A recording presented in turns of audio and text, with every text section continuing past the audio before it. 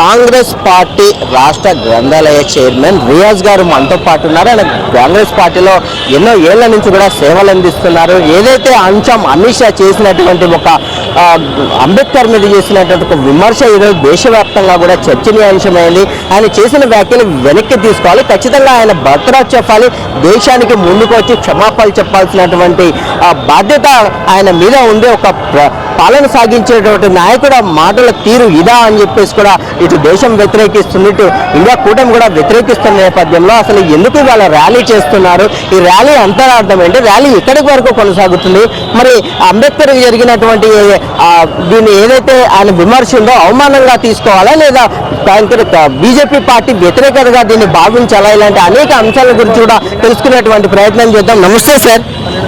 నమస్కారం అండి. సార్, అసలు ఫస్ట్ ఆఫ్ ఆల్ కంగ్రాచ్యులేషన్స్, మీరు కాంగ్రెస్ పార్టీ నుంచి గ్రంథాలయాల చైర్మన్గా కూడా కొనసాగుతున్నారు. సో పొలిటికల్ టీమ్ కూడా మీకు కంగ్రాచ్యులేషన్ తెలియజేసుకుంటుంది. సో మాట్లాడదాం సార్, మనం ఏదైతే ఇప్పుడు రాష్ట్రంలో జరుగుతున్నటువంటి కేంద్ర వ్యాప్తంగా జరుగుతున్న ఈ విమర్శ ఏదైతే అంబేద్కర్కి సంబంధించి అమిత్ షా గారు మాట్లాడిన వ్యాఖ్యలు అందరికీ తెలిసిన విషయం, ఏమంటారు సార్ అసలు దీని గురించి? వాస్తవంగా ఒక దేశ పరిపాలనా వ్యవస్థకి, దేశ సమగ్రతకి రాజ్యాంగం ఒక ఆక్సిజన్ లాంటిది. ఆ రాజ్యాంగ నిర్మాత డాక్టర్ బిఆర్ అంబేద్కర్ గారిని చాలా అవహేళనగా అంబేద్కర్ అంబేద్కర్ అంబేద్కర్ అని ఇట్లా మీరు 7 సార్లు ప్రస్తావిస్తే, అదే ప్లేస్లో దైవ నామం జపిస్తే మీరు స్వర్గానికి పోతారని వ్యాఖ్యానించారు. మీకు అంబేద్కర్ గారి పేరు తీసుకోవడం ఇష్టం లేకుంటే మీరు వదిలేసేయండి.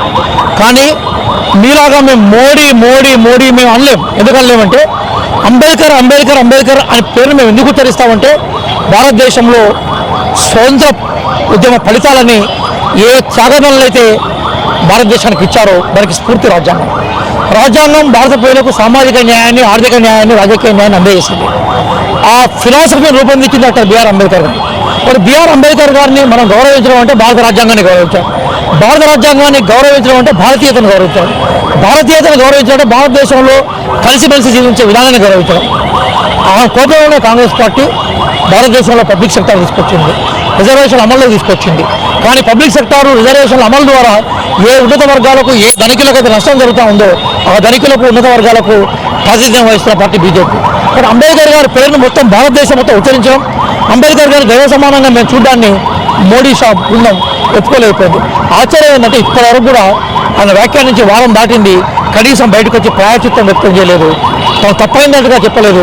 మోడీ గారు, గౌరవ ప్రధానమంత్రి గారు ఇప్పటికీ కూడా దాని మీద పశ్చాత్తాపం వ్యక్తం చేయలేదు. ఇది క్లియర్గా ఇండికేట్ చేస్తుంది వాళ్ళు అంబేద్కర్ వ్యతిరేకులని, వాళ్ళు రాజ్యాంగ వ్యతిరేకులని. సో ఏదైతే అంబేద్కర్ని వ్యతిరేకించడం అంటే రాజ్యాంగాన్ని కూలి చేయడమే అని చెప్పేసి కూడా ఒకవైపు వాదన, ఇది నిజమేనంటారా? వాస్తవం కదా. వాస్తవంగా స్వతంత్ర ఉద్యమానికి కొన్ని లక్ష్యాలు ఉన్నాయి.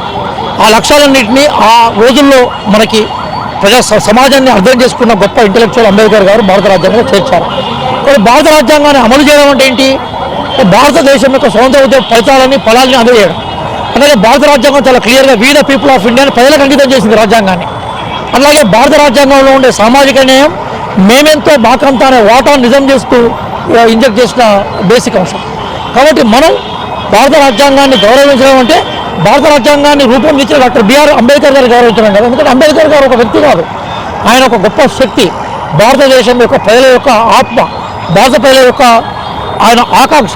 కాబట్టి నువ్వు అంబేద్కర్ గారిని అవమానిస్తున్నావంటే రాజ్యాంగాన్ని నువ్వు అవహేళన చేస్తున్నావు, అంబేద్కర్ గారిని నువ్వు అవమానిస్తున్నావంటే రాజ్యాంగాన్ని నువ్వు ఆచరణలో తీసుకురాకుండా చేస్తున్నావు. కాబట్టి ఖచ్చితంగా భారత స్వతంత్ర ఉద్యమానికి నాయకత్వం వచ్చిన మేము, అలాగే భారత రాజ్యాంగం అమల్లో తీసుకొచ్చిన మేము, భారతదేశంలో పబ్లిక్ సెక్టార్ రిజర్వేషన్ని సామాన్య ప్రజలకు సంక్షేమాల ద్వారా సామాన్య ప్రజలకు ఫలితాలు ఇచ్చడానికి సిద్ధంగా ఉన్న మేము ఖచ్చితంగా అమిత్ షా యొక్క వైఖరి రూపంలో అమిత్ షాకు సంబంధించిన ఆలోచనలు ఏవైతున్నాయో వాటిని మేము వ్యతిరేకిస్తాం. అమిత్ షాను బర్తరఫ్ చేసేదాకా, అమిత్ షా క్షమాపణ చెప్పేదాకా మా పోరాటం ఆగదని మీ ద్వారా ప్రజానికాన్ని కూడా తెలియజేస్తున్నాం. సార్, ఇంకొక విషయం, అంబేద్కర్ అంటే ఒక నినాదం కాదు, ఒక ఉద్యమం, ప్రజా ఉద్యమం అనే చెప్పుకోవాలి. సో ఆయన కేంద్ర బీజేపీలో అంతటి నాయకుడు లేడు కాబట్టికే ఆయన్ని విమర్శించేటువంటి ప్రయత్నం కేంద్ర బీజేపీ చేస్తుందని చెప్పేసి కూడా మరోవైపు వాదన వినిపిస్తుంది. దీన్ని నిజంగానే పరిగణించాలా? మిమ్మల్ని అడుగుతున్నాను, భారతదేశంలో స్వతంత్ర ఉద్యమంలో పాల్గొన్న బీజేపీ నాయకులు చెప్తే నేను సంతోషపడతాను, రాజ్యాంగ నిర్మాణంలో పాల్గొన్న బీజేపీ నాయకుల పేరు చెప్తే నేను సంతోషపడతాను. పోనీ రాజ్యాంగాన్ని రక్షించడం కోసం, జాతీయ పతాకాన్ని గౌరవించడం కోసం బీజేపీ చేసిన పోరాటాలు ఏమని చెప్తే నేను సంతోషపడతాను. అంటే రాజ్యాంగ స్ఫూర్తికి, స్వతంత్ర ఉద్యమానికి రాజ్యాంగ రచనకి, సంక్షేమ పథకాల అమలుకి బీజేపీకి ఇప్పుడు సంబంధం లేదు. ఆ దిశగా ఈరోజు సమాజం ఆలోచిస్తుంది కాబట్టి అబ్కీ బార్ 400 పార్ అని ఒక స్లోగన్ ఇచ్చేది బీజేపీ. ఇప్పుడు ప్రజలు 400 సీట్లు కోరుకున్న బీజేపీని సగం సీట్లకే పరిమితం చేశారు. ఇప్పుడు బీజేపీ పట్ల ప్రజలకు ఒక ఏవగింపు కలిగింది. బీజేపీ స్లోగన్ ప్రజలు అంగీకరించలేదు. వాళ్ళు 400 సీట్లు వస్తే తిరగలేని మెజార్టీ ఉంటుంది కాబట్టి రాజ్యాంగాన్ని మార్చాలనుకున్నారు వాళ్ళు. ప్రజలు బీజేపీ యొక్క బౌండరీస్ని గిరిగేసి పెట్టారు. ఒకవైపు టీడీపీని, మరోవైపు జనతాదళని ఊతంగా పెట్టుకొని బీజేపీ నడుస్తూ ఉన్నది. కాబట్టి బీజేపీ ఐడియాలజీని ప్రజలు తిరస్కరించారు కాబట్టి, ప్రజల తిరస్కారం వెనక అంబేద్కర్ గారి ఫిలాసఫీ ఉంది కాబట్టి వాళ్ళు డైరెక్ట్గా అంబేద్కర్ గారి మీద ఈరోజు మాటల రూపంలో దాడి దిగారు. మేము మీ ద్వారా కూడా చెప్తున్నాం, నిజంగా అంబేద్కర్ గారి పట్ల మీకు చిత్తశుద్ధి ఉంటే అమిత్ షాను మీరు తక్షణమే బర్తరఫ్ చేయండి. అమిత్ షాను తక్షణమే మీరు క్షమాపణ చెప్పేయండి. అప్పుడు మీ చిత్తశుద్ధి కనబడుతుంది. రాజ్యాంగం సాక్షిగా అంబేద్కర్ గారిని అవమానపరిచారు. ఎంతకన్నా దుర్మార్గం అనేది ఏముండదు అని కాంగ్రెస్ పార్టీగా మేము భావిస్తున్నాం. సార్, ఒకటి సూటిగా ఒక ప్రశ్న, ఏదైతే రాజ్యాంగాన్ని అసలు రద్దు చేయాలి అనేటువంటి ఒక కేంద్ర ప్రభుత్వ భావన ఎందుకు అనేది కూడా ప్రజలకు అర్థం కాని విషయం, అవయవమయంలో పడేస్తుంది. దీని గురించి ఏమైనా చెప్పగలరా? దాన్ని మా రాహుల్ గాంధీ గారు చాలా క్లారిటీగా చెప్పారు. ఏంటంటే ఈ దేశాన్ని మనకి క్రోనీ క్యాపిటలిజానికి మనం వేయాలనుకుంటారు. అదాని, అంబానీ, బీచ్ మే ప్రధాని, అది వాళ్ళ స్లోగన్. మేము ఈ దేశాన్ని, మన దేశాన్ని పేద పేదలకు అనుకూలంగా, వివిధ వర్గాలకు, వివిధ సామాజిక సమూహాలకు అనుగుణంగా మేము ఉంచాలనుకుంటున్నాం. కాబట్టి ఐడియాలజికల్ వార్ మాకు వాళ్ళకి మధ్య జరుగుతుంది కదా. ఐడియాలజికల్గా మేము పేదల పక్షం ఉన్నాం, ఐడియాలజికల్ దళితుల పక్షం ఉన్నారు. కాబట్టి దళితులకు రాజ్యాధికారాన్ని ఇవ్వడం కోసం వాళ్ళు ప్రయత్నం చేస్తున్నారు, పేదల కోసం నిలబడడం కోసం మేము ప్రయత్నం చేస్తున్నాం. కాబట్టి ఖచ్చితంగా వారు ఉంటుంది. పేద పేదల్ని, ఈ దేశంలో రకరకాల సమూహాలని అంగీకరించే క్రమంలో కాంగ్రెస్ పార్టీ ముందుంది, వాళ్ళని వ్యతిరేకించే క్రమంలో వాళ్ళు ముందున్నారు. కాబట్టి ప్రజలకు మేము విజ్ఞప్తి చేస్తున్నాం మీ ద్వారా, మీరు పేదల పక్షం ఉంటారా, రాజ్యాంగం పక్షం ఉంటారా? పేద ప్రజలను ప్రేమించే వాళ్ళు, రాజ్యాంగాన్ని ప్రేమించే వాళ్ళు, ఈ దేశంలో అందరికీ సమన్యాయం ఉండాలని కోరుకునే వాళ్ళు అమిత్ షా చేసే వ్యాఖ్యలను నిరసిస్తారు, వ్యతిరేకిస్తారు. ధనవంతుల చేతుల్లో అధికారం, ఉన్నత వర్గాల చేతుల్లో అధికారం ఉండాలనుకునే వాళ్ళు అమిత్ షా చేస్తూ సమర్థిస్తారు. మీరు ఎటువైపు ఉండాలనేది మీ ద్వారా ప్రజలను కోరుకుంటారు. Thank you sir. చూశారు కదా రియాజ్ గారు చెప్పేది ఏవైతే ఉన్నాయో, వాస్తవాల్లోకి రండి, వాస్తవాలను పరిగణించుకోండి, వాస్తవాలనే జీవించండి. ఖచ్చితంగా అంబేద్కరిజాన్ని మనం కాపాడేలా ఆయన చేసిన సేవలు అన్నీ ఇన్ని కావు. సో కేంద్ర బీజేపీ చేస్తున్నటువంటి ఈ చర్యలను మనం ఖచ్చితంగా పరిగణించాలి.